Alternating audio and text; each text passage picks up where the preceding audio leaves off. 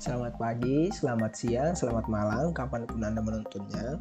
Di sini saya akan mempresentasikan tugas kami dari mata kuliah dasar telekomunikasi. Sebelumnya, perkenalkan, kami berasal dari kelompok 3. Saya sendiri bernama David Slonto Simbolon dengan NPM G1D090011. Kemudian teman saya bernama Gersom Kamanurung dengan NPM G1D090009. Kemudian teman saya Dandi R. Hidayat dengan NPM G1D090007. Pertama, saya akan menjelaskan jenis gangguan atau masalah yang dialami sinyal selama berpropagasi di dalam kanal. Pertama, atenuasi atau redaman. Atenuasi atau redaman adalah suatu kondisi di mana sinyal mengalami pelemahan selama melewati kabel atau kawat. Pelemahan ini terjadi karena satu hal, yakni jarak. Jangkauan yang terlalu jauh menyebabkan sinyal tidak mampu disampaikan sehingga sinyal yang dipancarkan oleh transceiver tidak mampu ditangkap oleh receiver. Kedua, tundaan. Tundaan adalah keterlambatan datangnya sinyal sehingga memperlambat pemrosesan antara sinyal yang satu dengan yang lain. Dapat memiliki frekuensi yang berbeda dan masing-masing tidak dapat berjalan dengan kecepatan yang sama, sehingga sinyal juga akan tiba ke stasiun penerima pada waktu yang berlainan. Apabila perbedaan frekuensi terlalu tajam, maka tundaan akan semakin besar, dan hal ini dapat menimbulkan kesalahan ketika proses transmisi data. Ketiga, draw. Draw terbagi menjadi 3, yaitu 1. Draw panas atau thermal noise.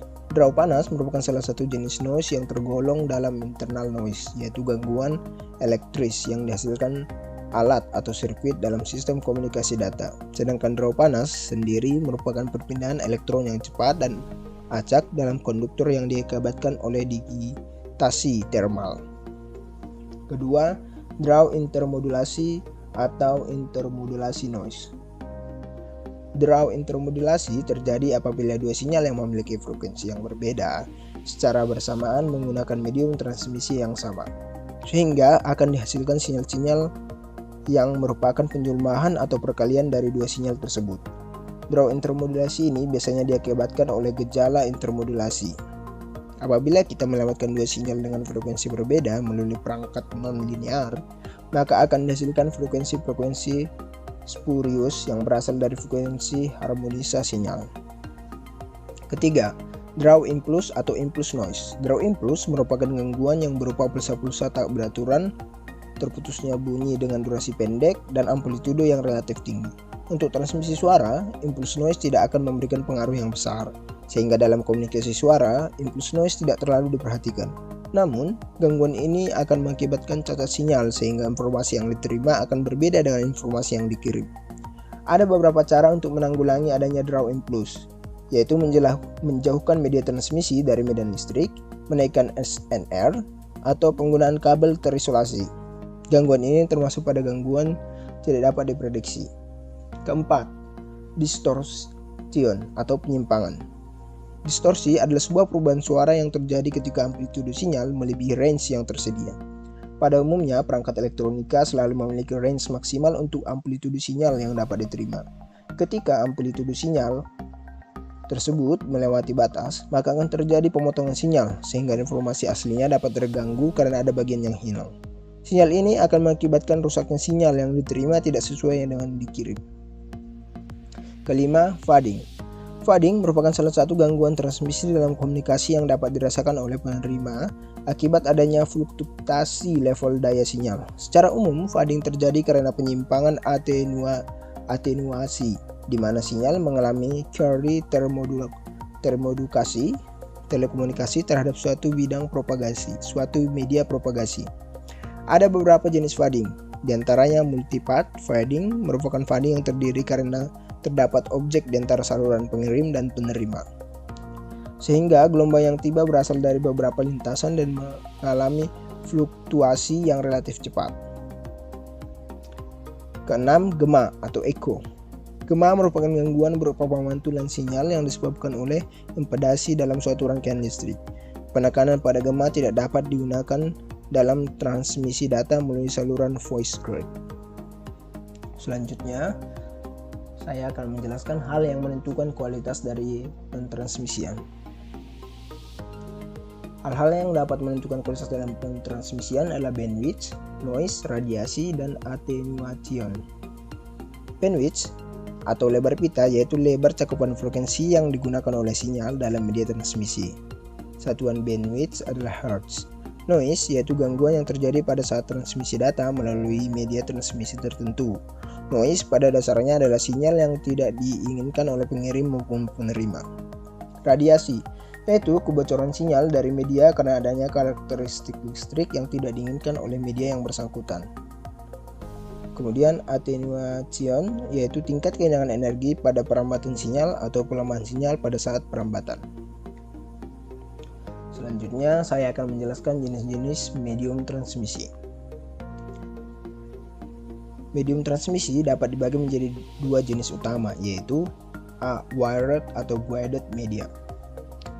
Media yang dituntun atau disebut dengan guided media adalah jenis media yang memiliki bentuk fisik seperti kabel pasangan berpilin, kabel serat optik, dan kabel koaksial.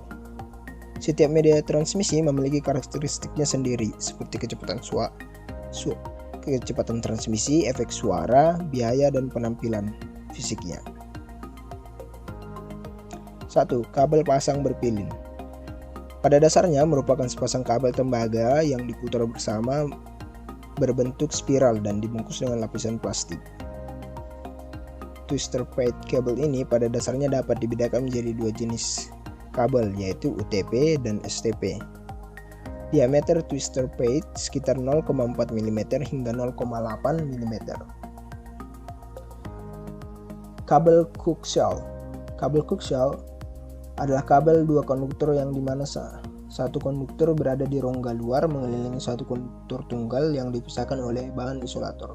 Kabel jenis ini memiliki impedasi transmisi yang konstan sehingga tidak menghasilkan medan magnet sehingga cocok untuk mentransmisikan sinyal frekuensi tinggi.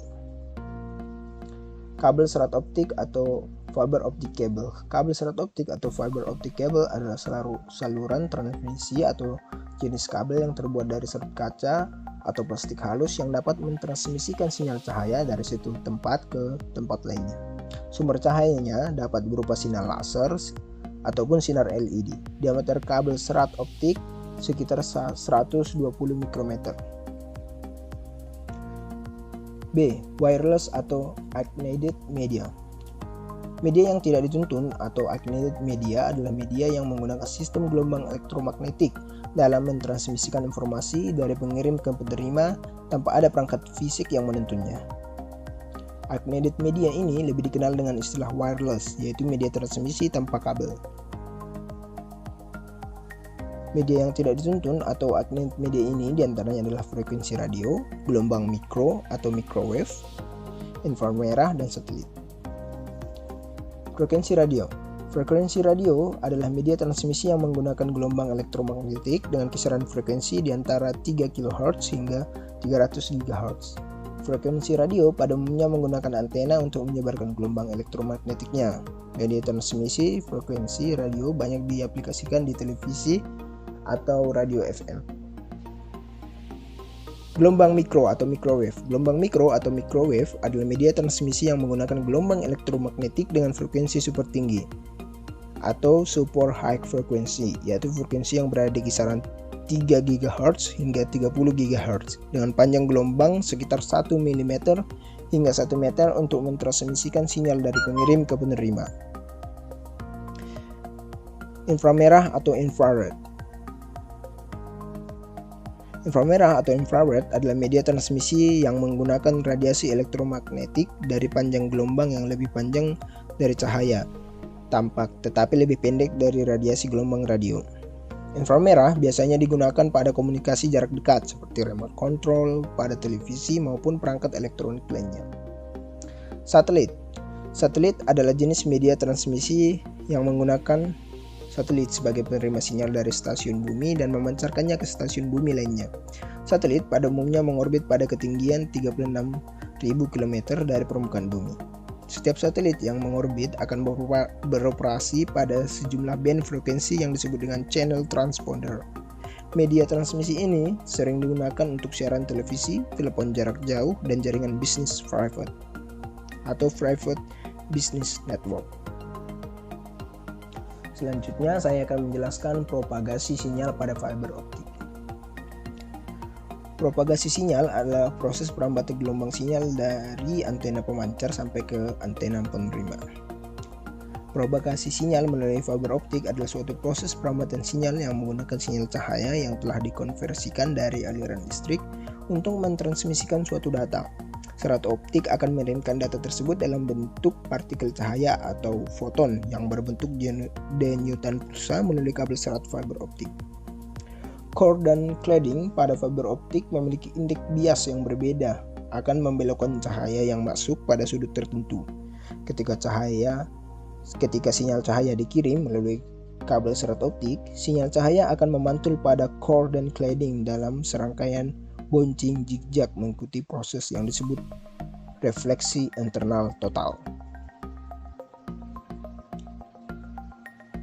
Selanjutnya, saya akan menjelaskan lintasan propagasi gelombang radio pada medium udara. Di layar telah diperlihatkan beberapa jenis lintasan propagasi yang merupakan mekanisme perambatan gelombang radio pada medium udara bebas. 1. Gelombang tanah atau ground wave.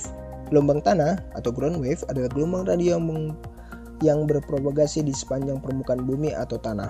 Gelombang ini sering disebut sebagai gelombang permukaan atau surface wave. Untuk berkomunikasi dengan menggunakan media gelombang tanah, maka gelombang harus terpolarisasi secara vertikal karena bumi akan menghubung-singkatkan medan listriknya bila berpolarisasi horizontal. Gelombang tanah sangat tidak efektif pada frekuensi di atas 2 MHz. Propagasi gelombang tanah merupakan satu-satunya cara untuk berkomunikasi di dalam lautan. B. 2. Gelombang propagasi gelombang ionosfer. Gelombang yang berpropagasi melalui lapisan ionosfer ini disebut sebagai gelombang ionosfer atau ionospheric wave, atau juga disebut gelombang langit atau sky wave. Aksi pembiasan pada lapisan ionosfer dan permukaan bumi tersebut disebut dengan skipping. Ketiga, propagasi troposfer atau troposphere scatter. Propagasi troposfer bisa dianggap sebagai kasus dari propagasi gelombang langit. Gelombang tidak ditujukan ke ionosfer tetapi ditujukan ke troposfer.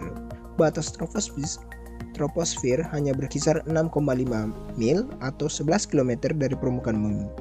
Frekuensi yang bisa digunakan adalah sekitar 35 MHz sampai dengan 10 GHz dengan jarak mencapai 400 km.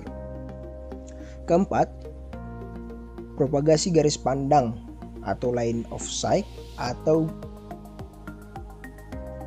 biasa disebut dengan propagasi dengan gelombang langsung atau direct wave karena gelombang yang terpancar dari antena pemancar langsung berpropagasi menuju antena penerima dan tidak merambat di atas permukaan tanah. Oleh karena itu, permukaan bumi tidak akan meresamnya. Selain itu, gelombang jenis ini disebut dengan gelombang ruang atau space wave karena dapat menembus lapisan ionosfer dan berpropagasi di luar angkasa. Selanjutnya saya akan menjelaskan karakteristik propagasi gelombang radio. Karakteristik propagasi gelombang radio itu tergantung dari jenis propagasi apa yang digunakan, baik itu propagasi tanah, propagasi ionosfer, ataupun propagasi langsung. Karena yang berbeda dari setiap propagasi adalah frekuensi, kecepatan, sinyal, dan jarak perangkat yang dituju. Beberapa jenis propagasi digunakan dalam sistem transmisi radio praktis. Propagasi garis pandang berarti radio yang bergerak dalam garis lurus dari antena pemancar ke antena penerima. Transmisi line of sight digunakan untuk transmisi radio jarak menengah seperti telepon seluler, telepon nirkabel, walkie-talkie, jaringan nirkabel, siaran radio, dan televisi FM dan radar. Dan komunikasi satelit seperti televisi satelit. Transmisi garis pandang di permukaan bumi terbatas pada jarak cakrawala visual yang bergantung pada ketinggian antena pemancar dan penerima. Ini adalah satu-satunya metode propagasi yang mungkin dilakukan pada frekuensi gelombang mikro ke atas. Pada frekuensi gelombang mikro, kelembapan di atmosfer atau hujan memudar dapat menurunkan kualitas dari transmisi. Baiklah, sekian presentasi dari saya. Jika ada seperti pepatah, jika ada jarum yang patah, mohon jangan dimasukkan dalam peti. Jika ada kata-kata saya yang salah atau menyinggung, mohon jangan dimasukkan ke dalam hati. Jika teman-teman masih bingung, teman-teman dapat menanyakannya pada kolom komentar. Sekian dan terima kasih.